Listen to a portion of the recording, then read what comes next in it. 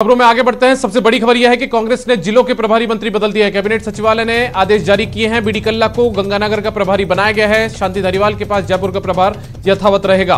सरकारी मुख्य सचेतक और उप मुख्य सचेतक को भी प्रभारी बनाया गया है। कई जिलों का हाल के वर्षों में पहली बार यह नया प्रयोग किया गया है। सरकारी मुख्य सचेतक महेश जोशी को भरतपुर का प्रभार दिया गया है।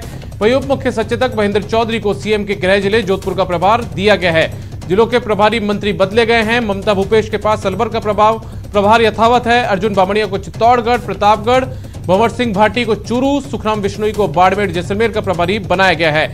अशोक चांदना को करौली दौसा का प्रभारी बनाया है। वहीं टीकाराम जूली को झालावाड़ बारा, भजनलाल जाटव को धौलपुर, राजेंद्र सिंह यादव को डूंगरपुर, बांसवाड़ा, सुभाष गर्ग को झुंझुनू सीकर का प्रभारी बनाया गया है। महेश जोशी को भरतपुर और महेंद्र चौधरी को जोधपुर का प्रभार यहां पर सौंप दिया गया है। तो इस वक्त की बड़ी खबर आ रही है जहां पर सरकार ने प्रभारी बदल दिए हैं, प्रभारी मंत्रियों का बदलाव कर दिया है। हमारे साथ में हमारे वरिष्ठ सहयोगी गोवर्धन चौधरी फोन लाइन पर जुड़े हुए हैं। गोवर्धन के पास चलते हैं। गोवर्धन, 2 दिन पहले कांग्रेस के प्रभारी अजय माकन ने भी इस बात के संकेत दिए थे। उन्होंने कहा था कि होमवर्क पूरा हो चुका है मुख्यमंत्री के स्तर पर, और उसके 2 दिन बाद में आज यहां पर सरकार ने प्रभारी मंत्रियों को बदल दिया है। जी बिल्कुल, सरकार ने प्रभारी मंत्रियों में बदलाव किया। कुछ एक मंत्रियों के पास में प्रभार यथावत है, लेकिन जो सबसे बड़ा बदलाव किया है वो ये है कि हाल के वर्षों में पहली बार सरकारी मुख्य सचेतक और उप मुख्य सचेतक को भी जिलों का प्रभार दिया गया है। ये प्रयोग हाल के वर्षों में पहली बार किया गया है, क्योंकि पिछले दिनों जो सियासी घटनाक्रम हुआ था उसमें को देखते हुए ये प्रयोग इसलिए भी महत्वपूर्ण है कि उस सियासी संकट से उबरने के बाद और पायलट कैंप से सुलह के बाद ये मंत्रियों के जिलों का प्रभार बदला गया है, क्योंकि 3 मंत्री पहले से कम हो चुके हैं। डिप्टी सीएम के पद से सचिन पायलट को और रमेश मीणा और विश्वेंद्र सिंह को मंत्री पद से हटाने के बाद 3 जिलों का जो प्रभार है तो वो जिलों के प्रभार दूसरे मंत्रियों को दिए गए हैं। वो जो मंत्रियों को हटाए गए थे, कई मंत्रियों के पास 2-2 जिलों का भी प्रभार है। लेकिन ये नया प्रयोग चर्चा में है, क्योंकि अभी तक जो परंपरा रही है उसमें जिलों का प्रभार है वो सरकारी मुख्य सचेतक और उप मुख्य सचेतक की बजाय मंत्रियों और संसदीय सचिवों को ही दिया जाता रहा है। जी गोवर्धन, इसको ये जो प्रयोग जो आप बता रहे हैं कि नया प्रयोग किया गया है, इसको किस नजर से देखा जाए? मुख्य सचेतक और उप मुख्य सचेतक को नई जिम्मेदारी उन्हें मजबूत किया गया है, ये वो देखा जाए, या फिर मंत्रियों की जो संख्या कम हुई है उससे जोड़कर इसे देखा जाना चाहिए?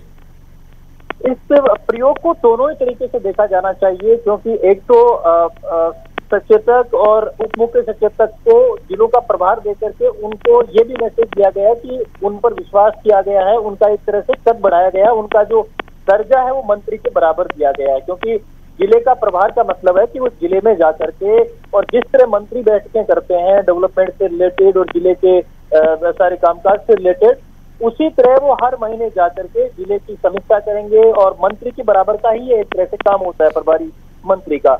और दूसरा, जो मंत्रियों की संख्या कम हो गई थी उसके लिए भी उनको ये जिम्मेदारी दी गई है। लेकिन ये अपने आप में जो प्रयोग करना है ये इसलिए चर्चा में है क्योंकि प्रभारी और बनाना और उप मुख्य सचेतक और सचेतक, इनके नाम पहले मंत्रियों को लेकर के भी चल रहे थे। तो राजनीतिक हलकों में ये भी कयास लगाए जा रहे हैं कि आगे चल करके हो सकता है इन दोनों को प्रमोट भी कर दिया जाए। जी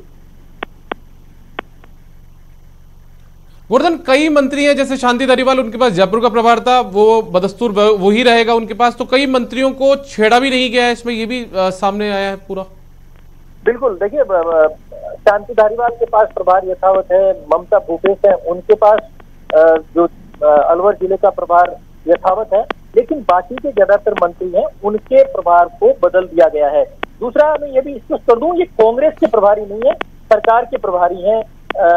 तो ऐसे में जो जिलों के प्रभारी मंत्री अब बदले गए हैं तो ये अपने आप में एक राजनीतिक तौर से भी मैसेज देने का प्रयास इसके जरिए किया गया है, क्योंकि सचेतक और उप मुख्य सचेतक को एक तरीके से जो जगह खाली हुई थी मंत्रियों की 2 की, उनकी जगह जिलों का एक तरह से प्रभार देने का जो राजनीति में मैसेज है वो दिया गया है। साथ ही इन दोनों को मजबूत भी किया गया है पॉलिटिकली, क्योंकि मंत्रियों के बराबर सचेतक और उप मुख्य सचेतक को खड़ा किया गया है।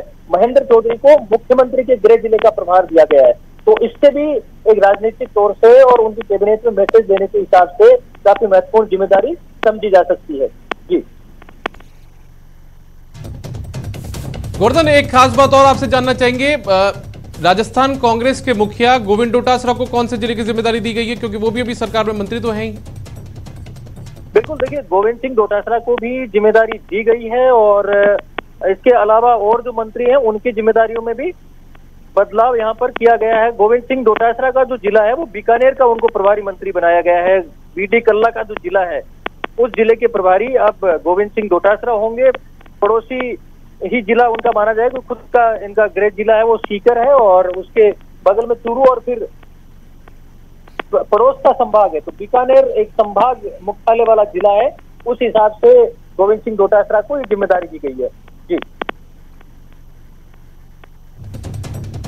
गोवर्धन, एक चीज और मैं आपसे जानना चाहूंगा, पिछले दिनों जिस तरीके से कांग्रेस के प्रदेश प्रभारी बदले गए, अजय माकन यहां पर आए, उन्होंने फीडबैक बैठक ली।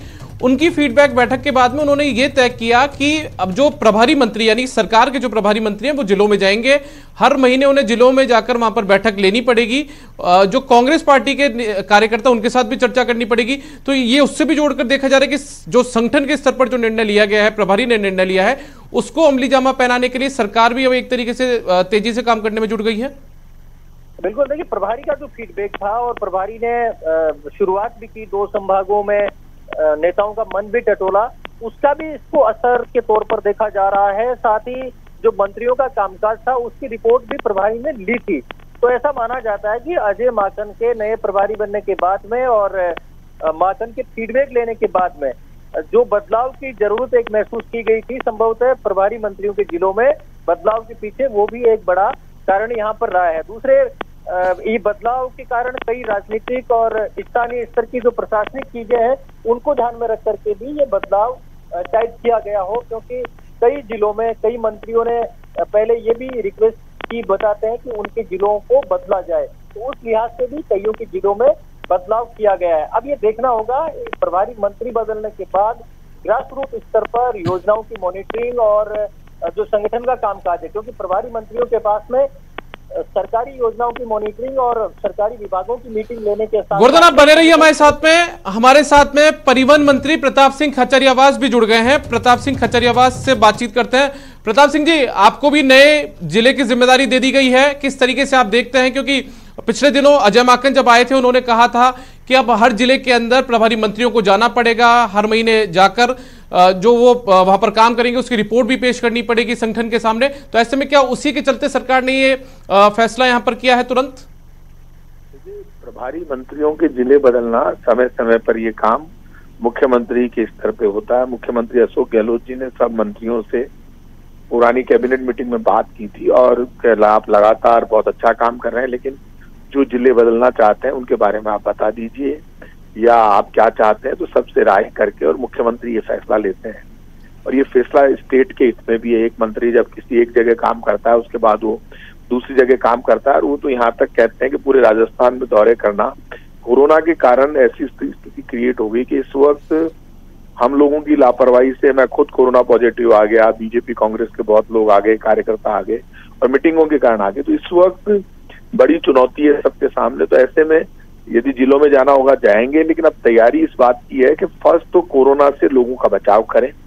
और राजस्थान पहला स्टेट ऐसा बना जिसने वो 40,000 रुपए का इंजेक्शन फ्री किया। उसी का कारण है कि लोगों को बड़ा रिलीफ इससे मिल रहा है, क्योंकि मैं खुद हॉस्पिटल में जाकर आया हूँ। और इस वक्त मैं लोगों से फिर अपील करूंगा न्यूज 18 के जरिए, ये अलर्ट रहने का, सतर्क रहने का, रूल्स को मानकर मास्क लगाने का, भीड़ में नहीं जाने का वक्त है। इस वक्त बीजेपी कांग्रेस सब लोगों को सब धरने प्रदर्शन बिल्कुल बंद करने चाहिए। मैंने तो मेरी मुख्यमंत्री जी से बात हुई, मैंने अशोक गहलोत जी से मैंने कहा साहब ये हम जो पॉजिटिव आए वो उस मीटिंग के कारण आए, भीड़ इकट्ठी करना हम खुद का नुकसान कर रहे हैं, परिवार का कर रहे हैं, स्टेट का कर रहे हैं। अब ये सब काम एक बार बंद करने पड़ेंगे। इस वक्त पूरे देश में बहुत तेजी से फैल रहा है, राजस्थान में बहुत तेजी से फैल रहा है। पहले तो पता चलता था कौन फैला रहा है, अब तो पता नहीं चल रहा है किससे किस में जा रहा है। तो भीड़ में इकट्ठे होना और मास्क नहीं लगाना ये तो खतरे की घंटी है, मान लीजिए आप। तो मैं तो कहूंगा इस वक्त जब ज्यादा स्थितियां बिगड़ रही है तब लोग ज्यादा लापरवाह हो गए। क्योंकि ये बीमारी का दर्द उसी को पता चलता है। बिल्कुल प्रताप सिंह जी, जिस तरीके से जिस तरीके से लगातार कोरोना का मामले बढ़ रहे हैं, आप खुद भी पॉजिटिव आए, उसके बाद में आप RUHS अस्पताल में भर्ती रहे और पिछले करीब 5 से 7 दिन पहले आप घर वापस लौटे हैं नेगेटिव आने के बाद में, लेकिन अब वापस से जिलों के अंदर आपको जाना पड़ेगा, तो कब से ये दौरे वापस से मंत्रियों के शुरू होंगे? क्योंकि आप लोगों को कोरोना की जो बढ़ती हुई रफ्तार है उसको भी रोकना है। अब मैं आपको कह रहा हूं कि परसों रात को मैं CM साहब के साथ बैठा था। मुख्यमंत्री अशोक गहलोत जी ने मेरे सामने जोधपुर की स्थिति, जयपुर की स्थिति और हर डिस्ट्रिक्ट की स्थिति का जायजा ले रहे थे। कितने बजे? रात को 12:30 बजे। मैं 12:30 बजे उनके पास बैठा था। वो खुद सब डॉक्टरों से, डॉक्टर भंडारी से, उनसे बात करना और दुनिया में सबसे अच्छे से अच्छा इलाज कहाँ चल रहा है उसको, नॉलेज को ध्यान रखना। मैं तो मुख्यमंत्री जी से भी क्या कराया कि साहब हमसे तो हम लापरवाही में फंस गए, आप पूरा ध्यान रखो, क्योंकि अब ये तेजी से फैल रहा है। आप सुरक्षित रहोगे तो राजस्थान में का जब राजा सुरक्षित रहता है वो तेजी से काम होता है। हमारे कोरोना में इस वक्त काम बहुत अच्छा चल रहा है। हमारे डॉक्टर्स अच्छा काम कर रहे हैं, हमारे सफाई कर्मचारी अच्छा काम कर रहे हैं, लेकिन इसमें जी जो मंत्रियों का काम है वो मंत्री करेंगे। डिस्ट्रिक्ट वाइज बाकी काम भी करना, कोरोना में फर्स्ट प्रायोरिटी कोरोना से लोगों का बचाव करना, इलाज उपलब्ध कराना। फाइनेंशियली आपको पता है स्टेट की पोजीशन बहुत दिक्कत है, इसलिए अब इस काम को जो मंत्रियों के प्रभार के जिले बदले। चलिए, शुक्रिया प्रताप सिंह खचरियावास जी हमारे साथ जुड़ने के लिए। तो हमारे साथ में परिवहन मंत्री प्रताप सिंह खचरियावास जुड़े हुए थे, जो बता रहे थे कि किस तरीके से कोरोना को लेकर सरकार काम करेगी। हालांकि प्रभारी मंत्री उन्हें, उनका जो प्रभार वाला जिला है वो भी फिलहाल अभी बदल दिया गया है, उन्हें उदयपुर का प्रभारी बना दिया गया है।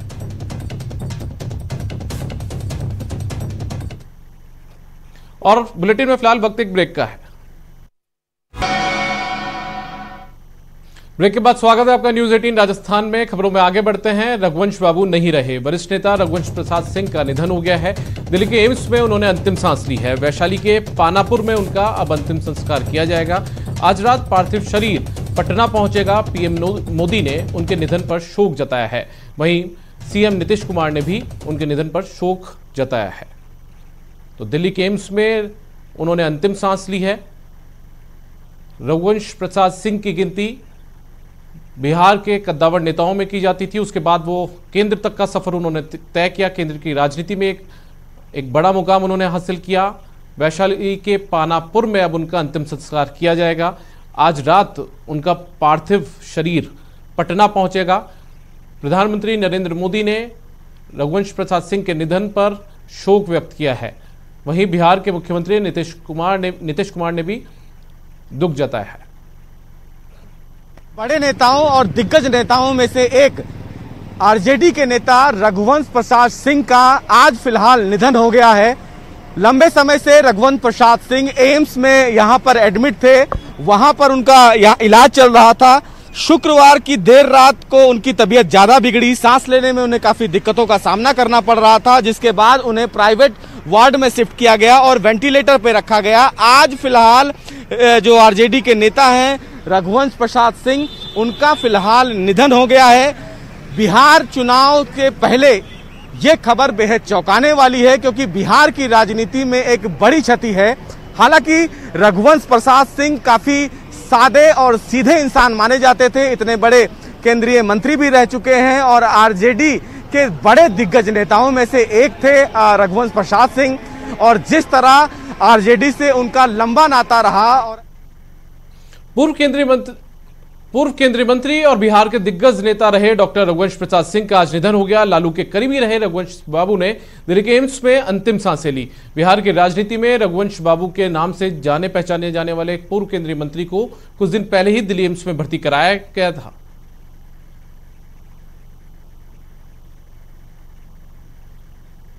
PM मोदी ने रघुवंश प्रसाद सिंह के निधन पर शोक जताया है। उन्होंने कहा है कि उनके जाने से राजनीति में शून्य पैदा हो गया। रघुवंश प्रसाद ने हमेशा विकास की बातें की। रघुवंश बाबू के जाने से बिहार और देश की राजनीति में शून्य पैदा हुआ। जमीन से जुड़ा व्यक्तित्व, गरीबी को समझने वाला व्यक्तित्व, पूरा जीवन बिहार के संघर्ष में बिताया, जिस विचारधारा में वो पले बढ़े, जीवन भर उसको जीने का उन्होंने प्रयास किया। मैं जब भारतीय जनता पार्टी के संगठन के कार्यकर्ता के रूप में काम करता था, उस काल से मेरा उनका निकट परिचय रहा। अनेक टीवी डिबेट में काफी वाद विवाद संघर्ष करते रहते थे हम लोग। बाद में वो केंद्रीय मंत्रिमंडल में थे यूपीए में। मैं गुजरात के मुख्यमंत्री के नाते भी उनके साथ। और इस बुलेटिन में फिलहाल इतना ही। आप देखते रहिए न्यूज़ 18 राजस्थान। नमस्कार।